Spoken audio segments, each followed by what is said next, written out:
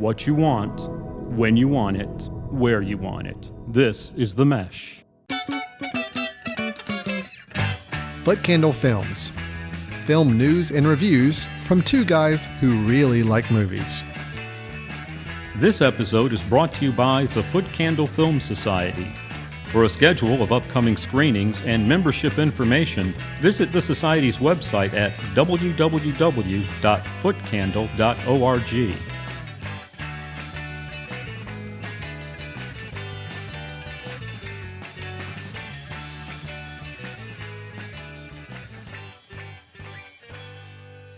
Hello, everyone, and welcome to Footcandle Films here on themesh.tv. My name is Alan Jackson. With me, as always, not across the table this time. I'm actually talking virtually with my co-host.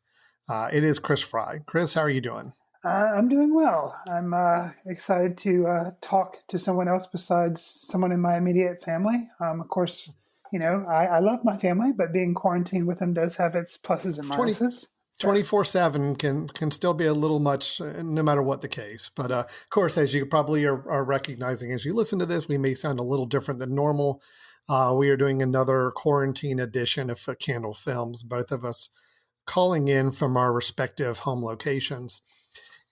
But we are still committed to talking about films and reviewing films. And even though the movie theater business right now is pretty much non-existent on the theater side, we're at least still treated to some films that are coming available online. And that's what we'll be focusing our attention on today as we do review two new films that are both available online for your home viewing during these interesting times.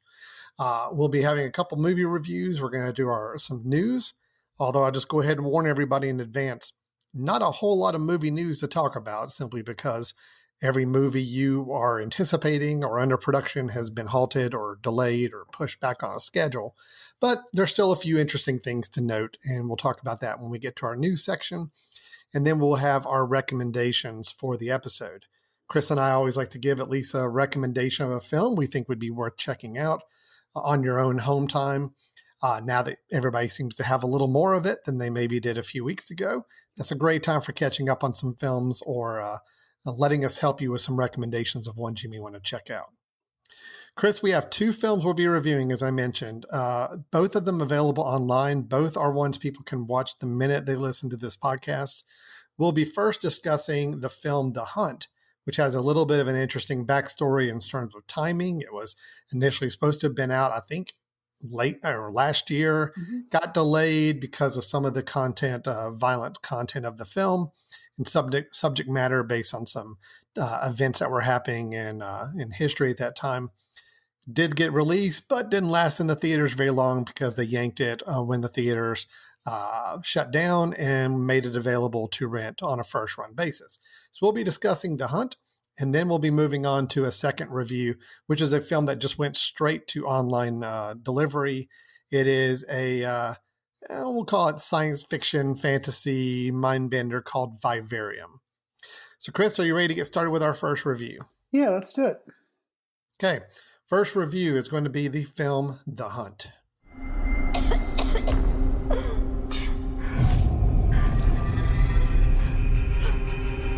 Hello? Hey!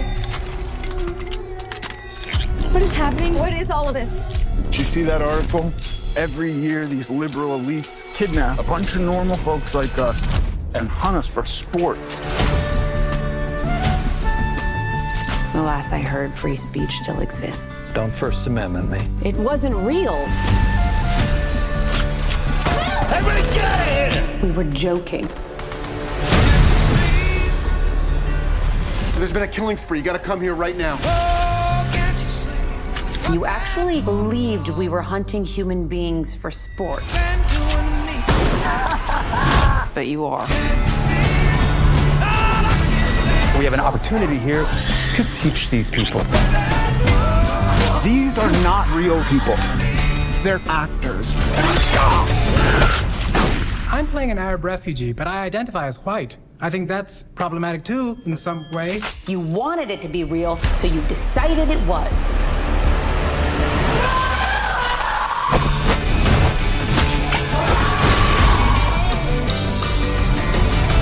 kind of sick people would even think of something like that? White people. We're the worst. Alan, as you alluded to in your intro, this film has had quite the bumpy ride making it to the big screen. It was originally scheduled for release in September of 2019. It was pulled by Universal after Dayton and El Paso shootings.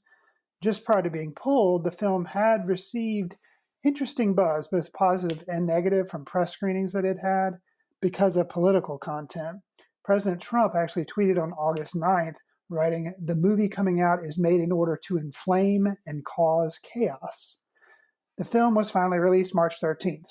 Due to the coronavirus-related theater closings, it was digitally online just a week later. And that's how you and I have been able to watch it. Alan, was your experience with The Hunt, that tells the story of 12 individuals rounded up and hunted for sport, anywhere near the roller coaster ride that was this film's release schedule? Or is that the only thing of note with this satire / thriller / action movie? I will say, I think the film does have some elements that live up to the hype that it was garnering. I think the concepts of this film, and I think the overall intention of the film is definitely noteworthy and I think worthy of discussion. Unfortunately, I feel like its execution doesn't quite live up to its promise and doesn't quite live up to the overall high concept that it tries to tout. I can go into more details on that as we get in a little further, but I will say I generally had a decent time with this film. I didn't walk around hating it, but I also didn't feel like it was a complete winner. I will say the concept on its own, the concept of the film, and it is this, just kind of as a quick little summary of the kind of generally the plot, I guess, without giving away any spoilers in this film. You do follow initially onset of 12 strangers who all wake up in a clearing. They don't know where they are, don't know how they got there. And then you start to learn that there's a dark internet conspiracy theory that has brought these people together, and now they're being hunted for sport. Now, the film goes deeper than that, but I guess my challenges and my problem with the film is that I love the setup and I loved what they try to reveal and the twists that follow later in the film, where you start to see there's maybe a little bit more to this story than what you were initially led to believe. But I just felt like the execution of it just was really flawed. I felt like that impact that some of these twists and turns and the bigger, higher concepts should have had could have been a lot better handled. And I just felt like by the end, I felt like it was a little sloppy in the last half of the film and just didn't deliver quite the payoff I was hoping for, given the initial setup. So with that being said, I'm mixed on the film. I will say it was a good way to pass an hour and a half, but I do feel like I could have gotten a lot more out of it, given what I thought was a pretty great high concept to begin with. Chris, what's your thoughts on it? Yeah, I think, I'm not sure what, except for the actual ending of the film, and maybe a little bit that's revealed there. I'm unsure as to how much would actually be spoilers, because I can't remember how much is actually kind of revealed in the trailer about what essentially is going on. But I think it's safe to say, because it kind of shows you in the opening minutes, kind of the theory behind it is the people that are rounded up are kind of lean towards the conservative spectrum of politics.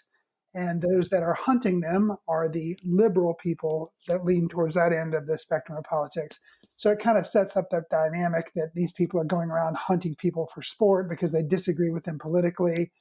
Like you said, very interesting kind of concept for a film. And, obviously, if you couldn't guess by the trailer, it is extremely violent. It was like if Quentin Tarantino would take on this type of stuff, because kind of cartoonish violence at some point, like just, ridiculous amounts of blood and sometimes gleefully done violence, especially very gory. And yes, but it's reveling in it. It knows what it's doing, and it's not afraid to go as deep as it goes on the violent spectrum. Right. It's totally not turning away. There's kind of a Hunger Games sequence at the very beginning when they kind of wake up in a clearing and all run for some weapons. And the outcome of that is, probably exactly like what you'd expect. So, I was unsure, the poster for this film says the most talked about year of the movie is one that nobody's actually seen, because that was kind of their promotional campaign before it was released in March. I think the thing is, although I can see why some people hate this movie and would never want to give it a chance, because I understand it is, ridiculously violent. I think there is a kernel of interesting, like, I guess, truth or entertainment value in the fact that, people have these polarizing opinions, and instead of trying to work something out, they just kind of go at one another. So it's an interesting satire, but I would agree that maybe the execution to kind of soften its message, I guess, in the end, maybe could have been handled better. I will say, too, that the director of this, we've at least talked about another movie that he made, Compliance, which was a very interesting movie that, basically it takes this idea of all these phone calls that were made to this restaurant, like making the employees do all these things with somebody who's basically, it was like a prank call, but they end up doing things that are just despicable. And at some point in the film, you're kind of put in the place of those people, and you're like, well, I would never do something like what these people are doing. And then through the events in the film, you realize, wait a second, I shouldn't be judging these people because of what's going on. And so with this film, you're kind of the same way. You start off thinking, oh, this is all ridiculous. And then, you realize, okay, I see kind of a point that he's trying to go here for. So maybe not executed as well as it was done in that movie Compliance. But yeah, no, I thought Compliance was a much better movie. And this one, I'm just afraid that I think the overall impact of the message, and you set it up pretty well. I think the trailers say the same thing you gave in your kind of your summary there. I will say there's some adjustments to the plot. Sure. About 2/3 of the way through, where you start to maybe learn things are maybe a little different than what was initially led to believe, and it also does cause you to kind of question more whose side you're on to some degree. So I get what they're trying to do. And I guess that's the thing that's a little disappointing for me with this film, is I totally get it. I get what they're trying to convey. I get what they're trying to share. Sure. And I love the fact that his films seem to be something where, like you said, it's going to put the question on the viewer to say, what would you do in this situation? Or what side would you fall on? And you may think you're on one side, but could you honestly not believe that maybe you're on the other side? And this film tries to do that too. It's just not as effective. And I think it revels too much in the violence and the fight scenes and the gore. And it just doesn't ratchet down on that concept to really make this a really interesting film. As it is, it loses the interest and it just becomes an action thriller. Yeah. A gore action thriller, yeah. Mm-hmm. I will say some of the fight scenes I enjoyed. I actually think there's a end fight scene in a kitchen that's really fun, and you could tell the actors involved are just having a blast with it. And they really ate it up, and I thought both of them really played that fight scene really well. So it's definitely entertaining. By that point, I'd kind of given up on the premise and given up on the messaging of the film, and just said, all right, I'm just gonna munch on my popcorn and just watch the fights. And that's a shame, because I think this film could have been a lot more. Well, I think, kind of what you're saying. The fight scenes do kind of, the violence does tend to be kind of like a sideshow type thing, and you kind of just tune it out after some point. But I agree that the end fight scene, they had kind of the climactic fight scene, that was amazing. I thought that was really good. Really good. And I think it was fun too. I mean, I just think, it was a little tongue in cheek. It was a little play off the tropes that we're normally seeing in these action movies, where two people just are going at each other for, a long extended period, and just kind of having fun with it. So, well, I think. What did you think of what did you think of the two actors? I'd say the two leads, and by them it's Betty Gilpin, and then you've got Hilary Swank. Betty Gilpin, probably best known for Glow, the TV show on Netflix that she's been in for the last couple seasons, or 2 or 3 seasons. And then Hilary Swank, obviously been around for quite a while, Oscar winner actress, has not done as much lately in the last several years. So what do you think about those two and kind of the lead roles they performed? Yeah, I was impressed with Betty Gilpin. Like you mentioned, I'd only seen her in Glow.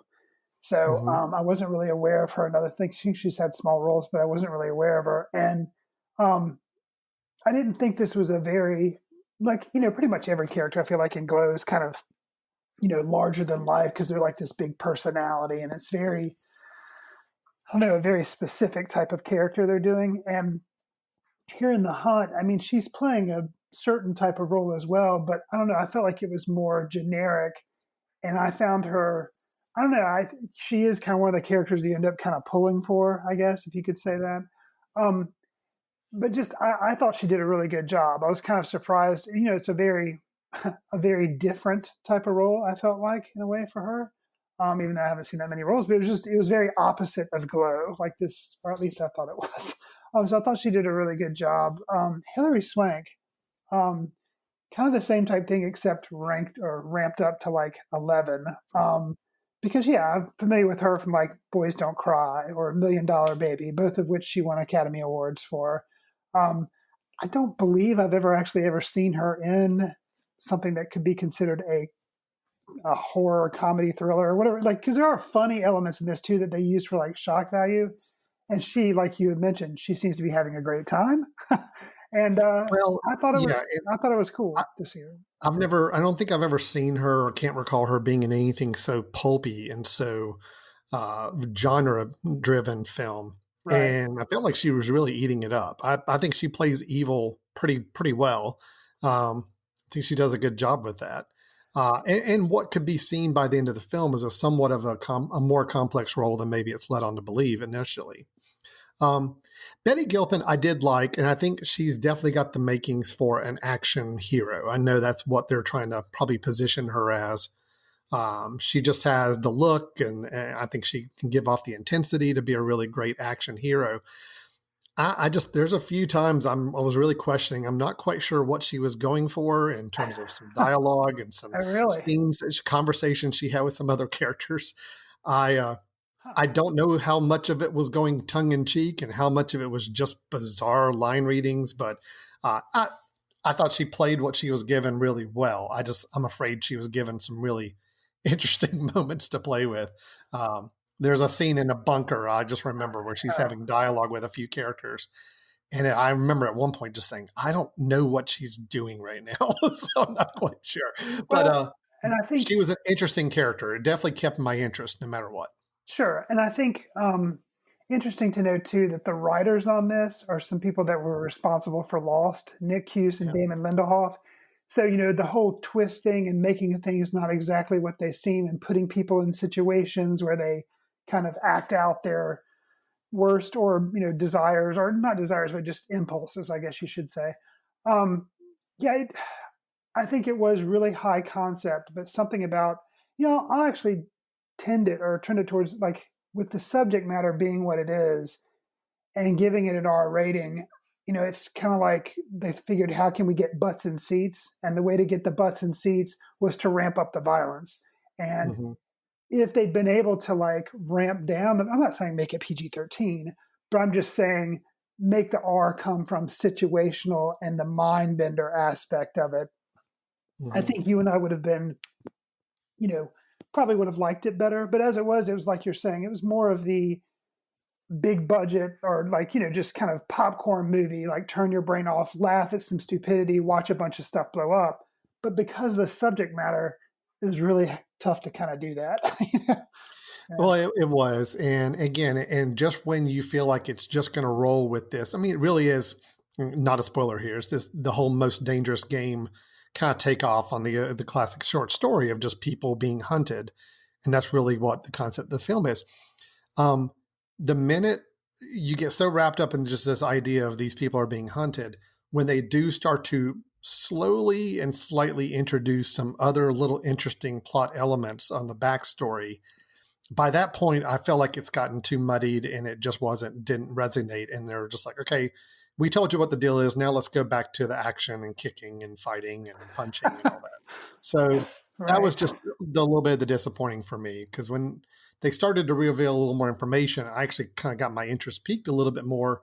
And then it just kind of forgot about it and just said, all right, let's just go back to the action. So again, I had an okay time with the film. It's not one I'm going to like strongly recommend to anybody, but I think you could do worse for an hour and a half to watch it if you can at least stomach the violence and gore that goes along with it.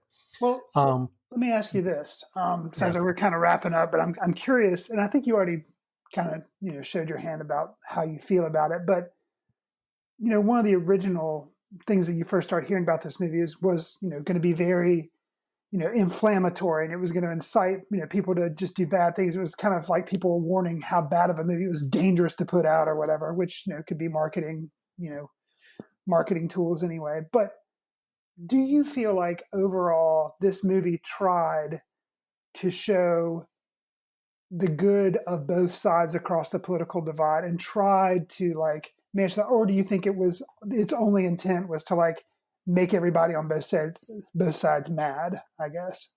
Do you feel like it, or do you feel like it was? I think it was trying to be clever and saying, hey, we're going to show you a premise of a film and you're going to walk in thinking it's all about because we hate these people and these people are bad and these other people are good. But, actually, we're kind of showing you that maybe things aren't like you see.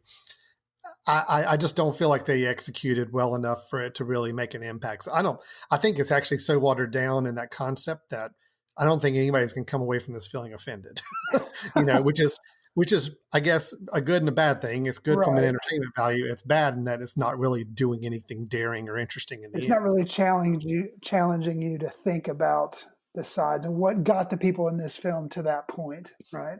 I mean, I get that they're trying to make a point not only about the political divide of our country, but also the power of messaging and whether that messaging is true or not. I know that's what they were ultimately trying to get to. It's kind of this online culture of people spewing misinformation and all that. I know that's ultimately where they were trying to go. And I feel like there was maybe 3 minutes of the whole film focused on that. And that's it. And if that was really played out more and really showed the impact, I think it could have been a little more interesting. So again, it's tough to not talk about without spoiling it, but I think the story, again, I can probably credit the original writers more for having a pretty interesting concept idea. I just think by the time it got to the camera and shooting, they figured like they had to kind of water that stuff down and let's just go for action. Yeah. So I'd agree. A little disappointing, but again, it still didn't make for a bad film, just made for a less satisfying than I think anybody ultimately tried to do with this. Well, and something I would say as far as being political too, which, some of the statements they make about, both Democrats and Republicans or liberals and conservatives, are valid. And I'll say that at least it made I felt like it was trying to be more, I guess, balanced than something like Vice that we saw about the Dick Cheney thing. So, it's like, which I understand, Big Short was better than that, but it's like, I understand movies that want to be joking or have some other idea, but make political points. But this one was at least, I felt like, and it was still obviously very much popcorn entertainment, but I think it at least tried to balance things out. I felt like. Again, I felt like the balancing was in the script, and I think the script was probably pretty sharp for this. I just don't think it translated completely. So, the other thing I'll say, I'll give another something on the like column for this film. Okay. And again, not trying really not to be spoilery with this, but there's some big name actors in this film. Well, I say big name, but names that I knew and recognized. Was kind of looking forward to seeing them in this film. Emma Roberts is in the film. Ike Barinholtz, who mostly a TV actor, but he has been in a few. I think he was in the One Sisters with Tina Fey and somebody else, Amy Poehler, a few years ago. So he's a little up and coming, and I've seen him a lot more on TV. These are both two actors. I saw the names attached, and they're high on the IMDb page on the cast. I will say I thought the film played it kind of interesting to not let them be the big name stars in the film. I'll just leave it at that. If that makes any sense to anybody. So really at the end of the day, it's the two people we just mentioned, and they had a lot of other names to play with, and they did some interesting things with those characters that I give them some credit for. That was good. Even when I watched the trailer after watching the movie, I don't know why I saw the trailer again. the trailer really plays up some of the characters that, is a lot of misdirection on where the story is going to go. So really? That's interesting. I thought that was well done. I appreciated that. I found myself about 20 minutes into the film like, okay, well, that's interesting. And I'm kind of intrigued on where we're going now. So again, I thought the setup was good. I enjoyed the first half hour to an hour of this film. I just, I wish it could have stuck the landing and stuck to its initial script and really dug into the topics it was trying to dance around and made it for a more interesting film than just what we got, which is blood and guts and action. So that could be the tagline. It's just blood, guts, and action. That's the tagline for the movie. Yes. For The Hunt. That is the tagline. Put it on the back of the DVD release case. So if we ever release the DVD, I don't even know if we do that anymore. I think we just go online for films now. So, all right. Well, that is The Hunt, again, directed by Craig Zobel, starring Betty Gilpin and Hilary Swank, written by Nick Hughes and Damon Lindelof. It is available right now, this very minute. You can go, and I think for now it is a $20 rental for a 48-hour period. May sound like a lot, but keep in mind, this is basically still a first-run movie that you get 2-3 people watching it, in a family or group. You made your money back. So it's a pretty good deal for that. Which, Right, Chris, you may rent as a family, the one we reviewed last time, Emma, as opposed to renting The Hunt for the family. Right. Yeah, that's true. So yeah, Emma's the same situation, $20 for 48-hour rental. We were both much higher on that film in our last review, and definitely one more for a family as opposed to The Hunt. So yeah, that's true. Chris, let's move on to our second review, which is also an online film, debuted online, actually. I don't think it got any theatrical time at all. And that is the film Vivarium. Okay, here we go. Welcome to Yonder, a wonderful development. It has all you'd need and all you'd want. Number 9. Number 9 is not a starter home. This house is forever. Leave for a boy. Do you have children? No. It's not exactly what we're looking for. That guy was so strange. Yeah. Wait. No, I don't think this is the right way. Yeah, this is the way we came in. Number 9 again. Did we just do some kind of loop? How have we just... Want me to drive? Such a jerk. Because I think this is not possible. We can't make turns like this over and over. We have gone this way, Tom. Oh my god. Hello?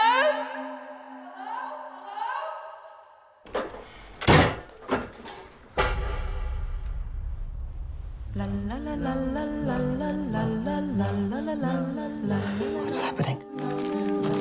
Maybe they'll let us go. What if they don't come? What are we supposed to do? Should we just sit here and we wait to die?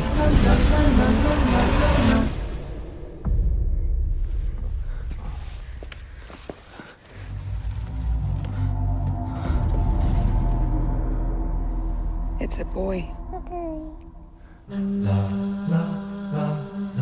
Give a little time for the child within you. Don't be afraid to be young and free. Run to the locks and throw away the keys. And all we wanted was a home.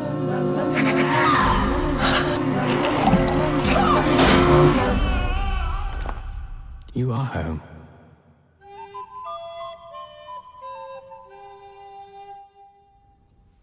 You creepy little mutant.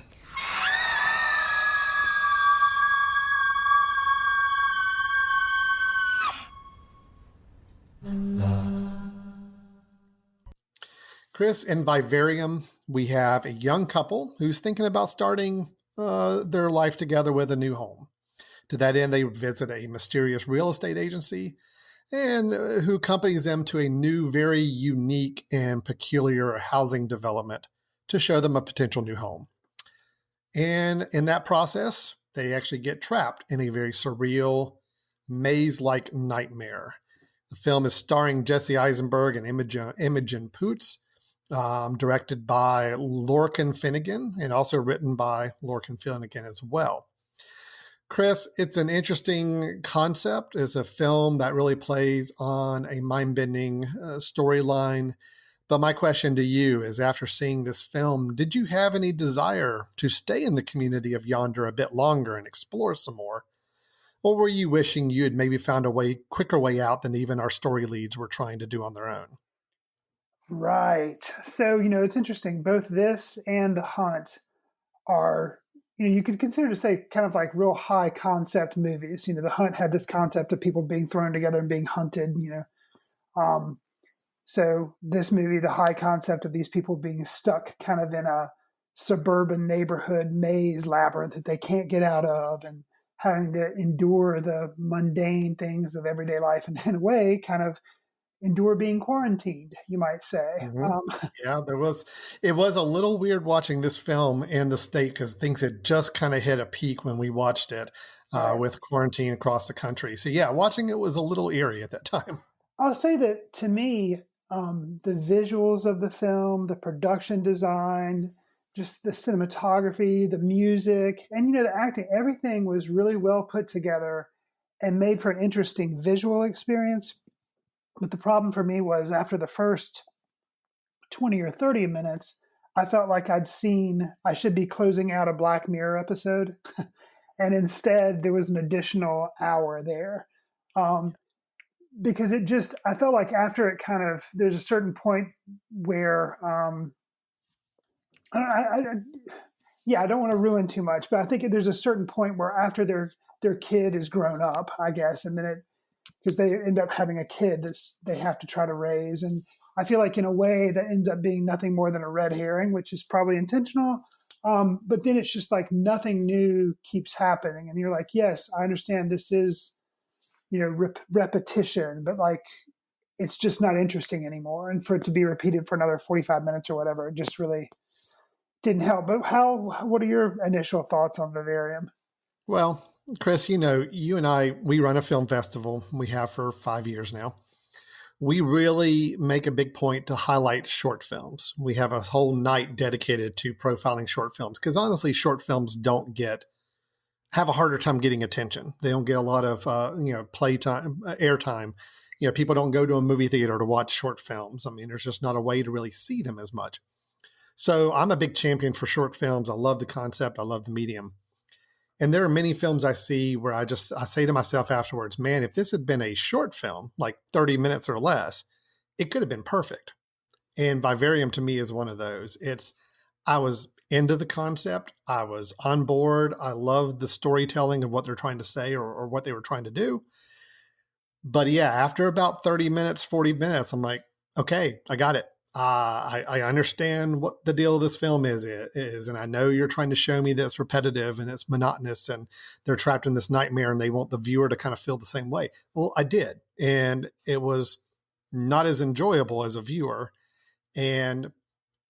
But also a little disappointing for me is that if you're going to stretch something out to an hour and a half long film, it's got to lead to something. And I felt like the ending of this film, the last couple shots to me, I could have predicted that way early in the film. And you do predict it after about 30 or 40. You're like, yeah, I bet I know how this is going to end. Yeah, I knew exactly how it was going to end. Yeah. And I guess if you're going to give me an hour and a half film, give me something else meatier for a resolution. And there wasn't. I mean, it really was for lack of a better term, it just was kind of a rinse repeat cycle that it was going to put you through. And so I got to the end of the film. I mean, the last 2-3 minute scene is exactly what I expected it to be. And I hated the fact that I had to wait an extra hour to get to it. So that was a little bit of my disappointment is I just felt like, man, this would have been a great 20-30 minute short film. It could have hit all the same points. You could have enjoyed all the same production design, everything about it. And the same concept and premise would have worked. But stretching out to an hour and a half, you needed to give us more. And the film just had no interest in doing that. And so you really just walked away a little defeated. I felt like, okay, again, not giving away exactly what happens to our two lead characters, but I felt like I was kind of in the same boat with them and I didn't want to be. And there was no relief for me as a viewer at all to go through this story. So, yeah. Sure. Well, and I think, so you take, for example, similar movies, I mean, different in the fact the whole day keeps repeating, but like something like Groundhog Day. And, these people are kind of trapped in this situation. Things keep repeating. So you see the same thing, but yet they give you new things of information, or somehow the story changes so that your interest is kept. So in this movie, it's not like the day keeps repeating, but their situation, they can't escape this apartment or house, townhouse number 9 is the thing they keep coming back at. But you don't learn any development you have on the characters, the couple, Jesse Eisenberg and Imogen Poots. That's like done before you get to the house. So in the first like 5 or 10 minutes, and then they don't develop. And it's not to say they're not doing a good acting. I think they are, but just they're not given the script to like develop. So you don't learn anything more about them. The neighborhood they go into, you kind of know all you know about that within the first 15 minutes. Nothing really new kind of develops, or nothing, groundbreaking, or no big twist or anything. So then it's just redundant. I will say, I feel like he really stole the show for me, and I enjoyed seeing him the little bit that he was in it. There's Jonathan Aris, who plays Martin, the real estate agent. I really, really liked him. And the thing is, he was good. From the second you see him in the very beginning, you're like, whoa, this dude, and he plays it so well, like at the real estate office. And then when he's giving him like the tour of the home, it's just so uncanny. And if the rest of the film had been able to live up to that kind of uncanny, slightly off nature that he gave the minutes that he was on screen, it could have really worked for me a lot better. But I agree with you. It kind of falls short and seems to have been a short that was stretched to a feature. Well, and there's no development of the characters, like you said.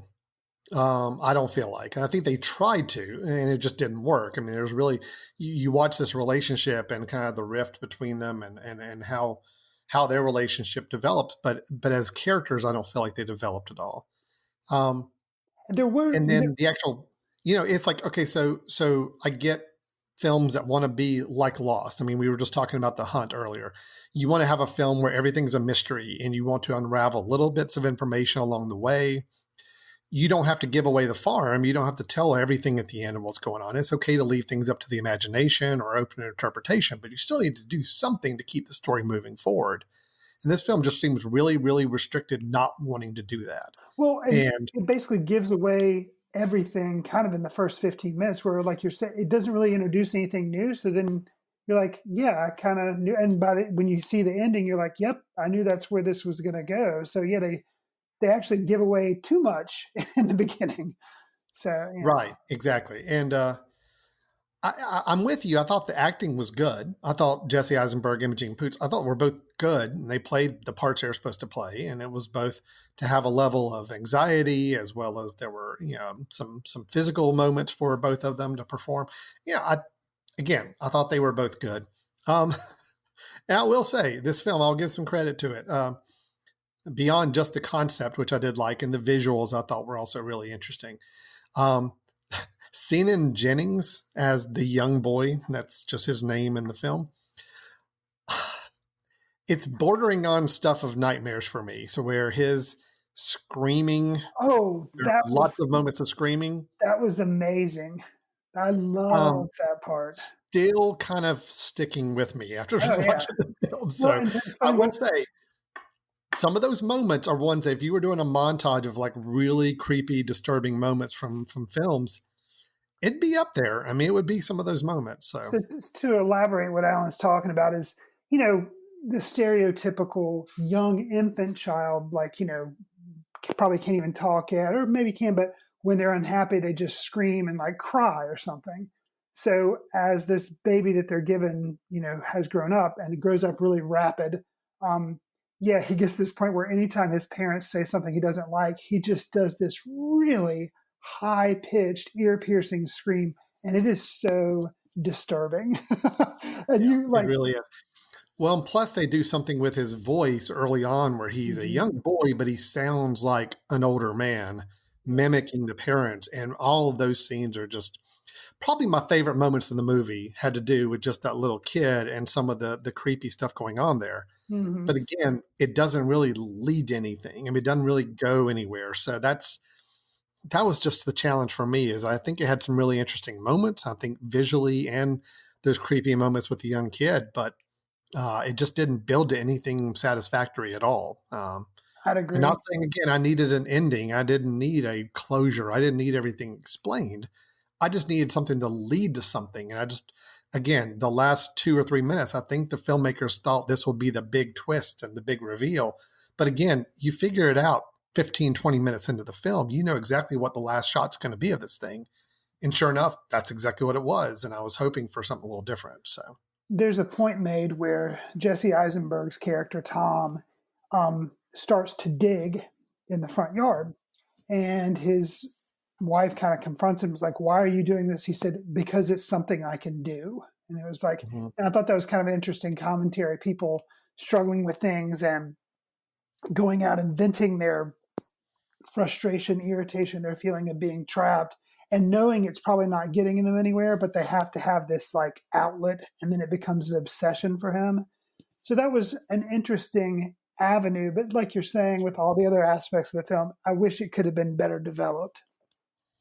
Well, I'm kind of left with the film. And again, I understand some films are purely entertainment based and some films are meant to convey a message or a vision or a concept that the filmmaker has. This is one where I know there's supposed to be a concept. I know there's supposed to be a message. I know the filmmaker's trying to tell us something. I'm having a hard time really wrestling with exactly what that is and if it's done anywhere close to good or not. Because you could argue going into this film, yes, by the description and what we've talked about, there's an argument about the idea of suburbia and everybody looking the same and everybody living a very similar routine life. And it's day in, wake up, take care of your kid, go to sleep, work, work, work. But by the end of the film, the question for me is, okay, so are you saying that's all bad? Because, okay, I understand if I was subjected to the world that these two characters were put into, yes, that would be bad, but that's not typical suburban life. So it's like, what are you trying to say? What is the messaging here with this film? If you're going to go for a message movie, give me something to hang on to by the end. All I got out of this is that life is recycled and over again, but I don't really know how that bears any merit or really is meant to convey anything to the viewer. So yeah, I think the point of the film is kind of hard to nail down, and the only thing you're just left with a really, numb feeling, and obviously it's kind of depressing, kind of a dark film. So, well, again, that's why I think you mentioned Black Mirror, Twilight Zone, these type of concept, these kind of shows. That's been their whole point, is we're just going to tell you an interesting premise and set up an interesting story and give you a little interesting resolution within 20 to 30 minutes. And that's why this film would have been perfect for that, because again, you didn't have to explain everything. I didn't need to see a lot of character development in 20 minutes. Just give me the concept, give me the idea, show me the creepy kid. And I'm good. I'm pretty good after 30 minutes. Right. If you're going to give me an hour and a half feature film, there's got to be more meat on the bones. And this one just really didn't seem interested in giving that. So, Agreed. Well, that's Vivarium. Again, I'm going to say mixed on it to slightly negative in that I feel like there's at least, we're in a whole nother world now where people are at home and have a lot more time possibly for the next few weeks to watch things and just explore things. I'm not saying you shouldn't watch this film because I think there's some interesting visuals and there's some interesting moments and the creepy young kid is worth watching, but just don't go in expecting a fully formed hour and a half long film that is enjoyable. I think it's more for moments than anything, but yeah, I think I'm on the same page. Yeah. Okay. All right. So unfortunately, Chris, I feel like our two reviews, some very similar criticisms we have, in that both of them some interesting premises, both of them interesting concepts, and I think there's a lot they could have done with it, but both of them fell into a trap, The Hunt falling into a very much just action-driven, gory, violent festival, and Vivarium was so hung up on this concept it forgot to give us anything more beyond just the concept. So disappointments on both sides, but at least there's some entertainment value on both ends. Yeah, and I think interesting thing for me is I knew very little about Vivarium because, like you said, it hadn't been released. When you and I saw it, it was kind of, it was still new, didn't have a theatrical release. Whereas The Hunt, I'd heard a lot about. And if you were to just ask me prior to seeing both of the films, which one I thought I would like better, I would have said, oh, there's no doubt. I think Vivarium is going to be amazing. Mm-hmm. And I actually prefer The Hunt. If I had to pick, if I had to recommend one or the other, I'd probably say, well, The Hunt has its flaws. It's really violent. Doesn't nail everything it's trying to go after. But I would recommend it over Vivarium, which I never would have thought I would have said. I'm with you on that. The Hunt was at least had some more fun to it and had some more entertainment value to it. Vivarium just felt more like a chore of a film. And again, not saying that that's a bad thing for a film if you've got something you want to say through that chore, but I don't feel like Vivarium had much to say in the end. So you feel like you're doing chores for an hour and a half and there's no allowance. There was nothing at the end for that chore you just spent an hour and a half doing as a kid. It's just, that's what I felt like we're missing there. All right. I would agree. I think that's a great way to sum it up. All right. Well, that's our 2 film reviews. We're going to take a quick break. And when we come back, we've got some news, the only news we could really scrounge up and talk about with the film business these days.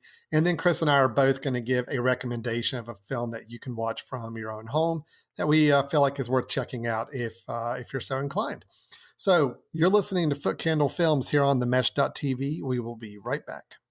This podcast is sponsored by Jackson Creative, a custom communication agency located in downtown Hickory, North Carolina, specializing in online content creation. To learn more, visit thejacksoncreative.com. Jackson Creative, we tell your story. Welcome back to Footcandle Films here on themesh.tv. This is the quarantine edition of Footcandle Films. Chris and I, both from the comforts of our own homes or home offices. Chris, you got a nice bookshelf thing going on back behind you. It's very nice. You got a nice, I like your whole setup in there. So if nothing else through this whole experience, we are all getting to see what the inside of each other's houses look more like, right? True. So, this is true. Yeah. So we take some positives from the whole situation. Well, Chris, we normally like to hit some news items or talk about some trailers for upcoming films or talk about upcoming film projects that could be good sounding. I don't have a lot to share this time. I'll hit some notes, but I tell you, the film business world has kind of dried up. And understandably, when you've got theaters that are closed for an indefinite amount of period of time, a lot of films are looking at either shifting their release schedule or some of them punting and just going to disperse their film online. It does make for some interesting times. Kind of carrying on what we talked about the last episode we had, Chris, there are a few more high-profile films that have now gotten officially moved. Okay. And I know with all of these, you're extremely disappointed that you're not going to get to see these films for a lot longer. I know you. Okay. So, Chris, are you sitting down? Yes, I am. You might want to have a stiff drink with you because I know this one's going to hit you hard. I'm trying to imagine what this one might be. Top Gun Maverick. Oh, yeah. Is now going to be a Christmas film. I mean, what says Christmas better than Tom Cruise? Personally, I'm disappointed because I was looking forward to seeing that this summer. And it has got moved. It is now going to be a December 23rd release. So that's now our Christmas viewing. So will they wonder what film to see on Christmas Day? Like a Santa hat on top of the jets as they're flying around, and he'll disperse gifts out of the back of his plane. They've got time to re-edit the film to put in a more wintry theme to it. No, it is a Christmas film now. That one, honestly, I joke about it for you because I know you're not terribly too anxious to see the film. Me personally, I am. So that is a disappointment for me.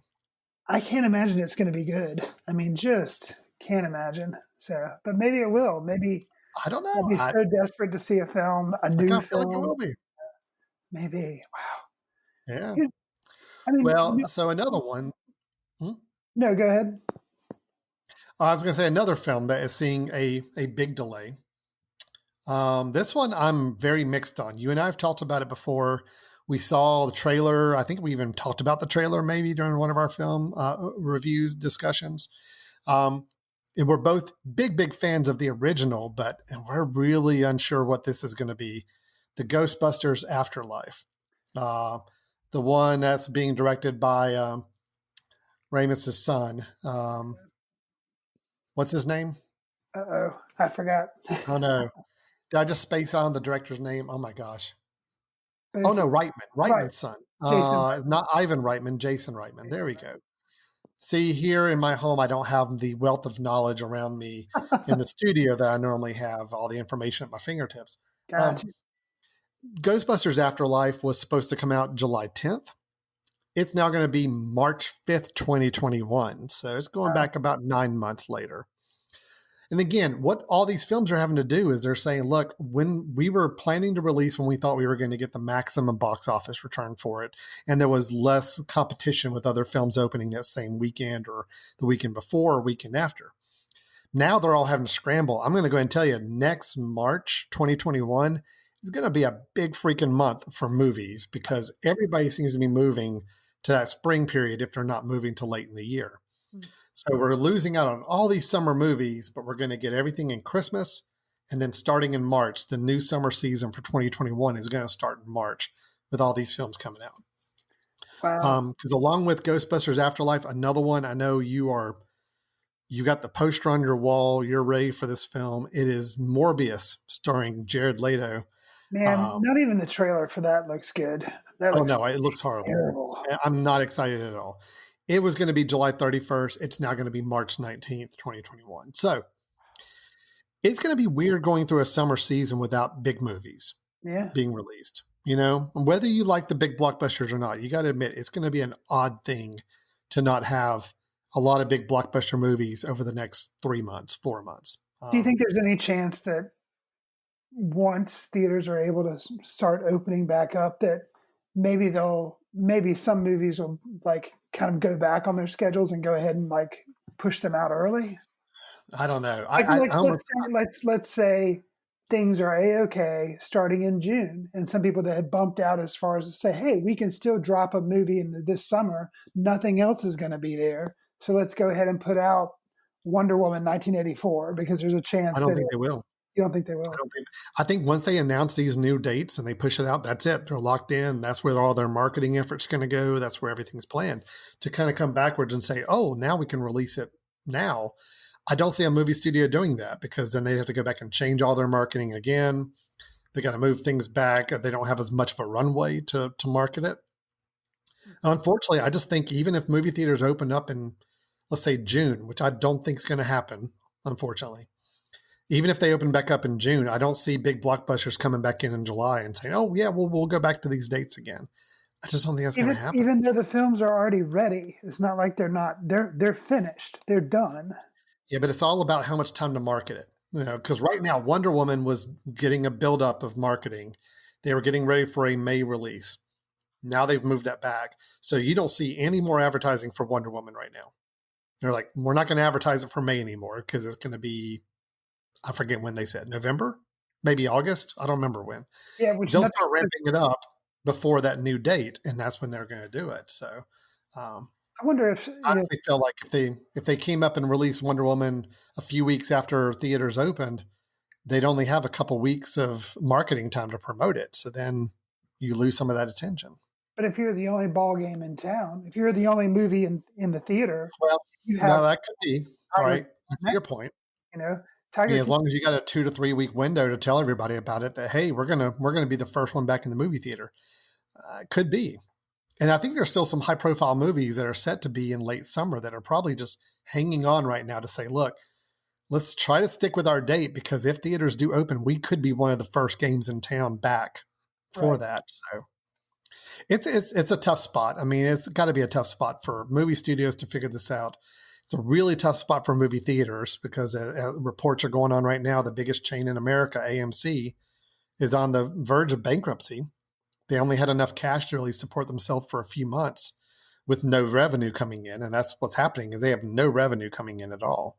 And, it still costs money to keep the business active and to pay rent on the theaters and keep your executives around and all that. And they're doing everything they can. But unless the movie theater business comes roaring back in July, I don't see how these theaters make it. So something else that I think would be interesting is smaller independent films that don't have these huge marketing budgets. And some people honestly don't even know they exist until they show up at their local art theater. And they're like, oh, Jesse Eisenberg is in a movie and they go see it. He was in The Social Network. I kind of like that. I'll go see this. I wonder if smaller independent films will actually have a chance at getting into the big theater, because when they open back up, if the big movies aren't coming out until March, they want to show something on their screens. So I wonder if some smaller independent films that otherwise would have gone straight to VOD or straight to Netflix even, if they'll have a chance at maybe getting a shot at a bigger screen. I guess time will tell. Maybe. The problem is the window is going to be pretty short, because by fall and winter, you've got a backlog of big budget films now packing in the theaters. So you actually squeeze out any room for any independent film at that point. I think the better bet is right now, for the next 3 months, there's very few films coming out at all. So if I'm an independent filmmaker, and granted, I got to go digital, I can't go to a movie theater, but if I've got a chance to go digital and maybe command a little bit of attention and audience for it that I wouldn't have had if new movies were coming out online for the next few months, new big movies, because they'd already had their theatrical run. That's the weird thing. And then I don't know, just the timing of everything's a little off. And I think it's a tough business to be in right now. Probably, I know people say restaurants are really hard hit, and they are. But the difference with a restaurant is you can shut down the restaurant. Restaurants are generally a one single building. You can lay off your staff and then be ready to come back up, as long as you can keep the business property around and keep, the bare minimum. People will start going back to restaurants before they'll start going back to movie theaters, I feel like. Because at least with a restaurant, people are a little more spaced out with tables and all that. You can still do delivery. You can still do pickup and all that. Movie theaters, it's based on one concept. You get a whole bunch of people crowded into a room sitting together to watch a movie together for 2 hours. That's going to be the business. I think that's going to be the slowest to come back online because of that. Sure. And then possibly concerts and theater plays and those same things. Because they have no other source of revenue.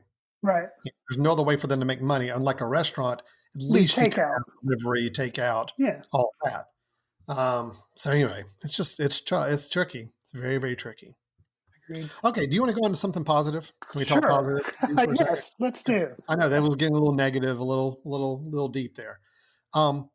We both like Edgar Wright, correct? Yes, we do. Okay, good. So Edgar Wright, last film he did was Baby Driver? I believe so, yes. Okay. And we talked about a while back in our news segment about projects coming up that he does have a film that is still set to release in 2020. I think later in the year, though. And it's called Last Night in Soho. And it is starring Anya Taylor-Joy, who was in Emma that we talked about the last episode. Mm-hmm. It's supposed to be a psychological thriller of some sort, which is kind of exciting because he's never done a film like that in that type of genre. So it'll be a little different for him to see. So I'm excited about the film. It's still got a September 25th release date. All right, that's a perfect example of a film that if they stick to it and the theaters are open by September, it'll get probably a bigger audience than it would have otherwise, because there's not going to be such a crowded field anymore. Right. But what I wanted to talk about in the news section, though, is that he's already announced another film that he's going to start working on, because I believe Last Night in Soho may already be just completely done, ready to go. Okay.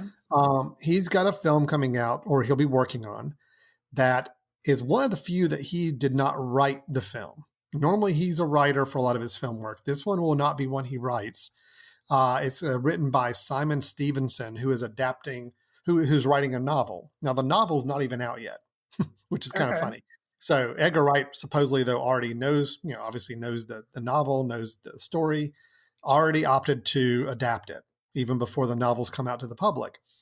And the film is going to be titled, or at least the novel is titled, Set My Heart to 5.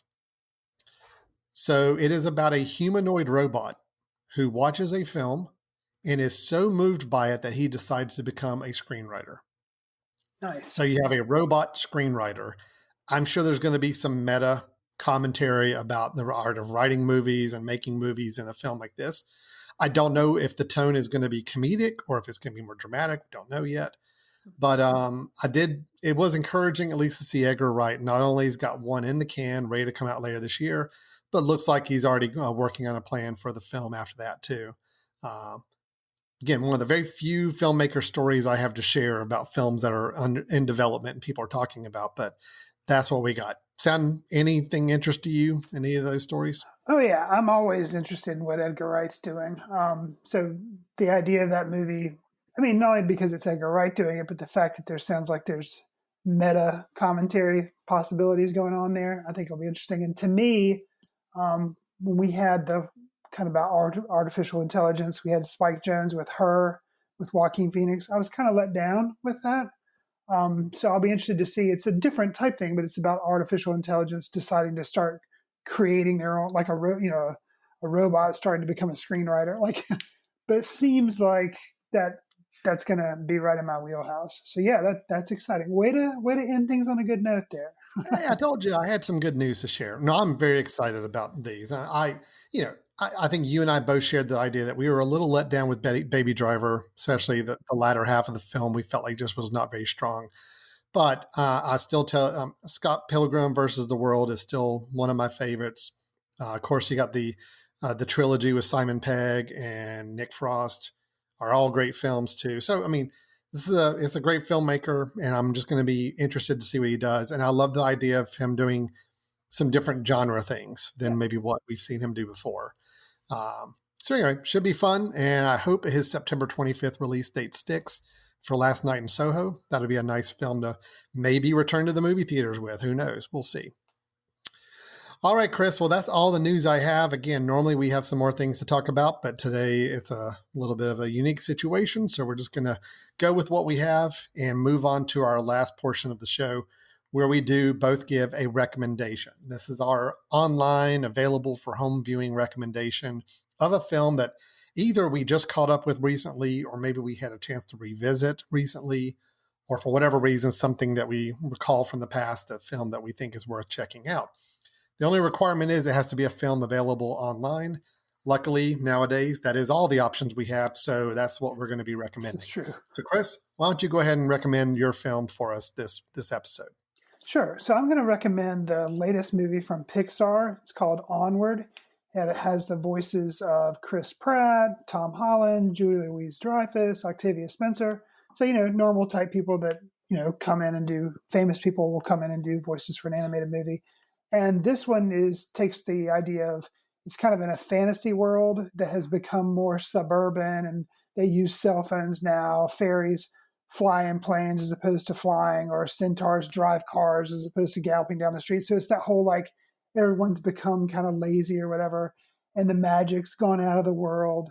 But these two brothers, being the characters played by Chris Pratt and Tom Holland, embark on a quest to see if they can still find magic out there and kind of reunite themselves with their father who passed away when they were young. So it's, kind of tugs heartstrings in the places you would expect. But I liked it. I thought it was good. It was kind of the perfect dose of escapism that I needed from my quarantine. And I will say, total Pixar, like, imagination comes with I guess for lack of a better term, like a battle scene at the end with something the brothers must confront together. And the realization of what that thing is and how it's done was just really, really cool. Like, that there would have made, like, if they would have just done that battle, would have made like a perfect short film or whatever, talking about how sometimes ideas are encapsulated better as shorts. But I enjoyed Onward. You can rent it from like iTunes, but if you have Disney Plus, which a lot of people do right now, it's actually free on Disney Plus right now. So you can just see it for free. So I highly recommend it. Yeah, I will echo your recommendation. I caught up with it as well and did find myself liking it. I'm someone who's kind of warmed over on Pixar films in the last several years. I was a huge fan of their early set of films, and I just felt like after a while it started to feel a little too formulaic, or didn't quite feel as inspired, some of their films. And I will say, I don't feel like this quite reaches the heights of some of the original Toy Story or the original The Incredibles or some of those. But I generally had a really good time with this film. And I think part of it is the concept of the magical world, the knights and monsters and dragons and some of that, and quests and it's kind of in my wheelhouse. So something I'm kind of like anyway. And I love the fact that a film was made out of that concept. And I like the two lead actors with Tom Holland and Chris Pratt. The other guy. Chris Pratt. There you go. So yeah, I did have a good time with the film. Yeah, it was a little predictable. It was a little formulaic, but I liked the style, the look, and the way they told the storytelling involved. And the characters are, just like with any Pixar film, are normally all great. So I did. We watched this as a family. We had a really good time with it. It was good. Got a little dusty a few times in my house, which is weird. Normally it's just dusty in the theater, but somehow that same kind of dust that got into my eyes in the theater that I go to see somehow made it to my house too. I don't really understand how that happened, but it got me. So yeah, it was a good film. Yeah, I will say, like you've mentioned, I'm not saying it's top tier Pixar, which is kind of hard to break into that with things like Toy Story and The Incredibles, but it was good and it was a pleasant escape. So, it's worth seeing. Some of the things that I guess there are two things I'll say. You mentioned how it kind of references role-playing games and things like that, the fantasy type stuff, and quests and stuff like that. If it could have, I don't know, leaned into it a little more and maybe made some references that were kind of a little more complicated or something, rather than just using that as a slight framing device, maybe the adult in me would have appreciated it more. And then I'll lend it, even though I'm still recommending it, I will say something that I saw a critic online, Scott Tobias, who I'm a big fan of. He was like, Onward, okay, but was Jack Black too busy to do Chris Pratt's part? And I was like, my gosh. Because you think of the type of character that Chris Pratt's playing, and like this loud, heavy metal, kind of like brash, kind of obnoxious, but has a heart of gold. Like, Jack Black, and also someone who really positions himself as this big noble hero too, right, which is very much a Jack Black thing. So yeah, it would have been perfect. You're right. Would have been amazing. But I guess, if you think about it, Chris Pratt and Tom Holland are on the Disney payroll for the Avengers movies and stuff. So like, they're like, oh, well, we'll do Onward. So they were like probably already on the lot and could just go into a voice booth and like read the voices and then walk out. So. But yeah, no, I thought they both were good. Again, I think the film was good. I enjoyed it. Had a good time with it. My recommendation, Chris, is a film that I know you've seen, and it was one that got a lot of buzz last year when it was released. Did not make it to the round of best foreign film nominations, which was actually kind of surprising to a lot of people, because this is one that a lot of critics had at the top of their lists for one of the best films of the year. I finally had a chance to catch up with it, and it is Portrait of a Lady on Fire, directed by Celine Sciamma, and also written by Sciamma as well. In 18th century France, a young painter named Marianne is brought in and hired to do a wedding portrait of Heloise without Heloise knowing about it. Heloise has had some issues and is not happy about the marriage. It's an arranged marriage. And plus, her sister had just died recently, too, and she was still in mourning for that. So she did not want to be painted for this marriage portrait. So therefore, Heloise's mother hires her to paint the picture, but yet without Heloise knowing about it. So Marianne has to become her friend to be able to spend time with her during the day and then paint her portrait at night. So we follow the relationship between these two characters. And I will say about this film, I really did appreciate it, did enjoy it. It's a beautiful film to look at, both with costuming, with location, even though 75% of it takes place in their house, their manor, their mansion. It's still just the production design around it is very interesting. It's very sparse rooms, very sparse space. And you're meant to believe that there really are only, I think, 4 people in this entire castle, mansion, building that it is. And you really get the sense of that. But what's the most striking for me are all the cliffside and beach shots as well are really interesting and beautiful to see. I thought the acting was great. I thought the ending shot is one of the better ending shots I've seen in a while in a film. So overall, it worked. I think it was a very realistic portrayal of a budding relationship between two people. And it got to the coda, kind of the ending part where you would have expected it to maybe end on a certain note, and they don't want to give that quite to you. Instead, we have a really powerful shot, I think, in an opera or a play across the way between two people. And it was really well done. So it's just a well done film, well made film, a romantic film, while at the same time, a tragic film to some degree. So I liked it quite a bit. You and I didn't really get a chance to talk about this film, Chris. I know you've seen it though. What were your thoughts on it? I liked it. I thought there were several moments that kind of stick with me from it. There's the end sequence that you're talking about that has an opera and also a visit to an art museum that are pretty powerful. There's a scene on a beach where there's all this singing going on that kind of starts from out of nowhere, and then that's also very memorable. So I liked it. I will say at the time I saw it, it was unfortunate in that I'd seen Parasite first and then I'd seen this film. So when I saw this film, I thought it was good.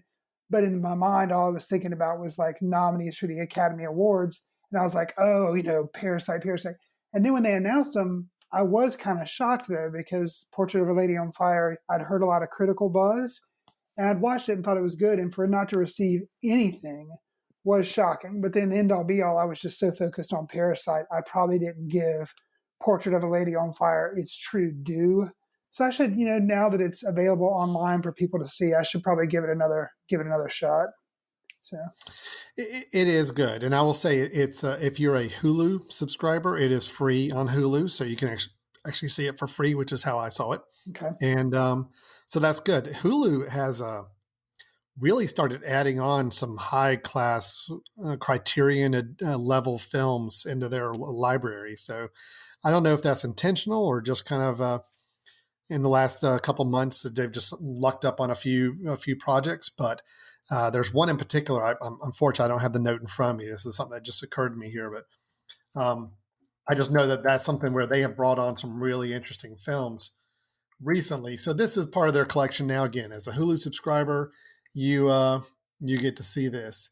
And yeah, I'm sorry. I was trying to pull it up here on my computer to see what other films they brought on, and I can't recall one. But actually, I think the thing is they're a distributor now for Neon, which does Parasite and which does Portrait of a Lady on Fire. So I think both of those might be available on Hulu. I think that's what it. That could be what it is. Anyway, I'm not going to have everybody just sit here and wait for me to finish looking up and seeing what film I was referring to. I'm trying really hard. I've got it pulled up and I'm looking. I'm saying, what is that film? Anyway, there are some other really good films that Hulu have put up in their library. So anyway, if you're a subscriber, Portrait of a Lady on Fire is free to you. If you're not a subscriber, you can rent it or purchase it on any digital platform right now as well. I believe.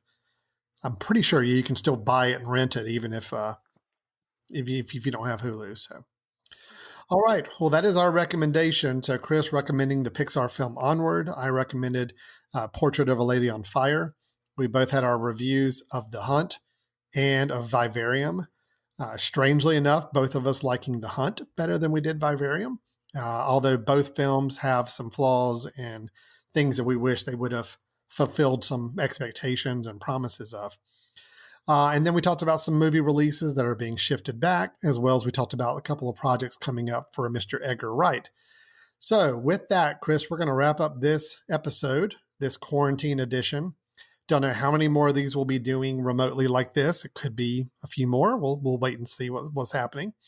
But in the meantime, people might have a little more time on their hands to ask questions or give us their own recommendations. So how could they do that if they were so inclined? You can do that by sending us an email to info@themesh.tv, and I'll actually throw out, we'll probably in the coming episodes more likely be, talking about movies that are obviously for purchase online. But if there's a classic film that you think Alan and I should revisit or maybe visit, depending on whether or not we've seen it, and you feel like that would be a good one that would warrant discussion on the show, go ahead and throw that title out to us in an email because we'll consider it because, options are rather limited right now. So feel free to throw that out. You can also follow us on Twitter @Footcandle Film, and we're both on Letterboxd tracking what we're seeing, and that's LETTERBOXD, somewhere where we kind of keep somewhat track of the movies we're watching. So and you can follow us there. I hate to be that guy that kind of refers back to something I was trying to remember earlier in the show, but here it is. So the film that, ironically enough, that Hulu just added to their library that ironically enough, because you mentioned it, is Parasite. Okay. Parasite just got added to Hulu. So if you're a Hulu subscriber, you now get Parasite as well as Portrait of a Lady on Fire, two of the higher reviewed foreign films from last year. So interesting. All right. Great. Well, we're going to go and wrap it up then. Thank you so much for listening. I hope everybody's staying safe and healthy out there. And in the meantime, while we don't have the movie theaters to go and get our entertainment, we will certainly do our best to keep talking about some movies you can see from the comfort of your own home during these very unique times. Thanks, everybody, for listening. We'll talk to you soon. See you in the ticket line once theaters are open at a safe social distance. Watch films in the company of like-minded people in the dark. Watch films in the underground. We won't let anyone know where you are. The films that don't make it to Carmike at the mall, or ones that were famous when Grandpa would watch films out of the reverence of the heritage of an art. Watch films through the courtesy of Footcandle Film Society. Special thanks to Carpal Tuller for the show theme music. For more about Carpal Tuller, visit www.carpaltuller.com. You've been listening to The Mesh, an online media network of shows and programs ranging from business to arts, sports to entertainment, music to community. All programs are available on the website as well as through iTunes and YouTube. Check us out online at themesh.tv. Discover other network shows and give us feedback on what you just heard.